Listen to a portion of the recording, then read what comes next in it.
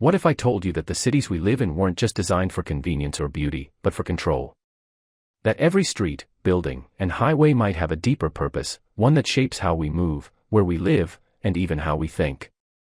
In today's video, we're diving into a hidden history of urban planning, how American cities were designed not just to house people, but to manage them.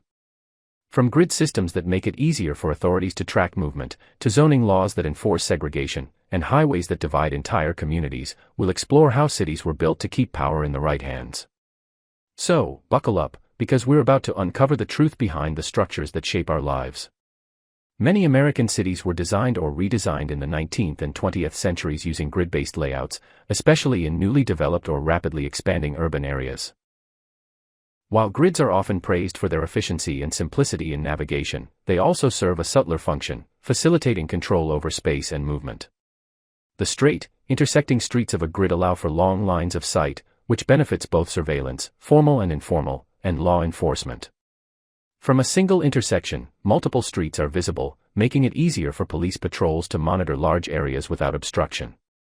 This also means that any disturbances, protests, or large gatherings are easier to locate and contain, especially when compared to cities with irregular or organic layouts, like many European cities, where winding streets and alleys offer more privacy and unpredictability. Additionally, grid layouts simplify the creation of standardized address systems and patrol routes, which are crucial for administrative control. The predictable structure makes it easier for authorities to map, monitor, and regulate neighborhoods, especially as surveillance technologies, like traffic cameras, police car GPS systems, or even drones, became more common. The grid system also reflects an ideological tendency toward rationalism and order in city planning, often at the expense of spontaneity and community cohesion. The more easily a city can be surveilled, the more quickly deviations from the expected, such as loitering, unsanctioned gatherings, or even graffiti, can be addressed, often through policing. In this way, the very structure of the urban environment influences behavior, nudging residents toward patterns of movement and interaction that are easier to observe and control. So while grid-based planning may seem neutral or purely practical, it also functions as a mechanism of soft power, quietly enforcing authority through visibility, predictability, and the shaping of urban life.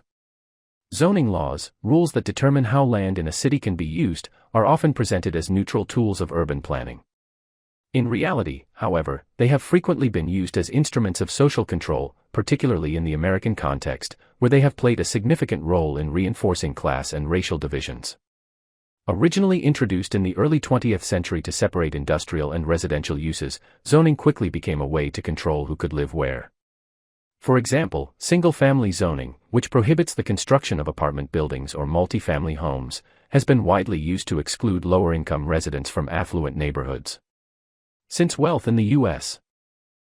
is closely tied to race due to historical injustices like redlining and discriminatory lending, this form of zoning has disproportionately kept Black, Latino, and other marginalized communities out of well-resourced, majority-white areas. These laws shape access to public goods. Zoning determines proximity to quality schools, parks, public transit, and job opportunities. By restricting affordable housing in high-opportunity areas, zoning creates and sustains pockets of poverty, concentrating disadvantage in certain neighborhoods. This not only limits upward mobility but also makes the social geography of a city predictable and manageable, a kind of invisible containment that functions without direct force. Additionally, zoning can be used to discourage protest or collective action. For instance, commercial zoning can restrict the types of businesses or gathering spaces, like community centers or religious institutions, in poorer areas, limiting the physical infrastructure necessary for community organizing. Noise ordinances, limits on foot traffic, and curfews tied to zoning codes can all subtly enforce behavioral conformity and surveillance under the guise of urban order. In this way, zoning becomes more than just a planning tool, it becomes a regulatory framework that defines who belongs where, often based on economic utility and social desirability.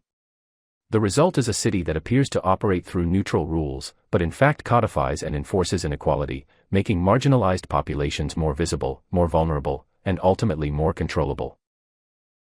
One of the most striking examples of urban planning being used as a tool for control in American cities is the construction of highways and large-scale infrastructure, especially during the mid-20th century. While these projects were often justified as means of improving transportation and economic development, they were frequently weaponized to divide, displace, and control marginalized communities. During the post-World War II era, the Federal Aid Highway Act of 1956 led to a massive boom in highway construction. However, in many cases, these new highways were intentionally routed through working-class and predominantly black or immigrant neighborhoods, often those that had been historically redlined. These communities were labeled as blighted or slums by city planners, providing a legal and moral justification for forced displacement through eminent domain. The destruction of homes, schools, churches, and businesses fractured communities that were already under economic and social pressure. But the impact went beyond displacement. The highways that replaced these neighborhoods also served as physical and psychological barriers, isolating poor communities from downtowns, suburban job centers, and public resources. These roads weren't just paths for cars, they were walls, cutting off mobility and visibility. A neighborhood surrounded by highways becomes harder to access, harder to organize, and easier to surveil. In urban theory, this is sometimes called urban containment, the idea that infrastructure can hem in populations, not with fences or guards, but with lanes of traffic and impassable concrete. The neighborhoods trapped between highways often suffer from increased pollution, noise, and neglect, reinforcing cycles of poverty while making it politically and socially easier to ignore their needs. Meanwhile, for wealthier residents, the highways offered escape routes, ways to live in the suburbs while still having easy access to the city. This facilitated the rise of white flight and deepened racial and economic segregation. Highways thus became a tool of selective connection and disconnection. They connected the affluent to opportunity and severed the marginalized from theirs. In short, infrastructure projects, especially highway systems, have not just shaped the physical layout of cities. They have also been deployed as subtle but powerful mechanisms of control, determining who gets to move freely, who gets trapped, and whose lives are most disrupted in the name of progress. So, the next time you walk down a street or drive through the city, take a moment to think, what's really behind the design? The grids, the zoning, the highways, they're not just about convenience or progress. They're part of a bigger plan to control who gets to live where, who gets to move freely, and who gets left behind. Cities weren't just built for us, they were built to manage us. An understanding that can change the way we see the spaces we live in. Thanks for watching, and don't forget to like, comment, and subscribe for more deep dives into the hidden systems that shape our world.